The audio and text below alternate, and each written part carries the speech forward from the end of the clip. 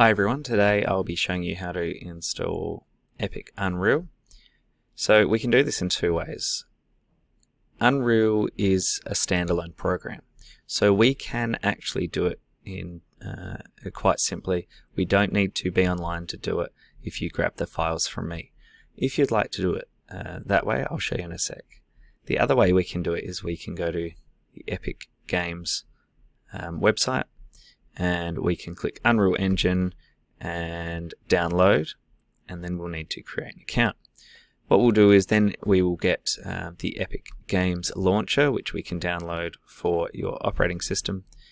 Once that's loaded, then you can sign into it, and you'll be here. You'll have these different things up here. The one that we're going to go to is to our library, and we can install an engine version. It's really important you get this one. If you do not get this one, you will not be able to use it at school. So if we click plus, you'll be able to select 4.24.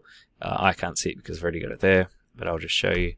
So we would click the version that we want, and we can click install, and that will install for us.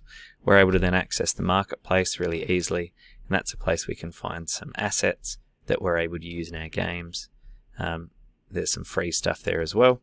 There's some resources. So that's one way to do it.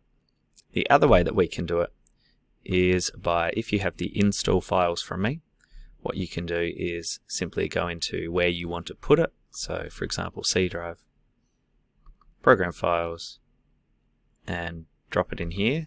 So I've got it under Epic Games UE underscore 4.24, and it has all these things in here. Now, if you do it this way, there's a couple of things you need to do. The first is to go into Engine, Extras, Redist, this one here as well, and just run this top one. And it will go through some prerequisite install setup files that you miss if you do it this way. Your computer might have them already, so it might not do anything, but just run that. Once you've run that, go back into Engine. Once you've done that, let's create a shortcut so that we can easily find it without having to do this every time. Go into Binaries, Windows 64, and we scroll down until we see UE4editor.exe, and what we can do is we can create a shortcut to that, and we can then put that onto our desktop. And by putting that onto our desktop, we're able to go into it and access it. You can actually see that I already have mine there. Okay, hopefully that helps.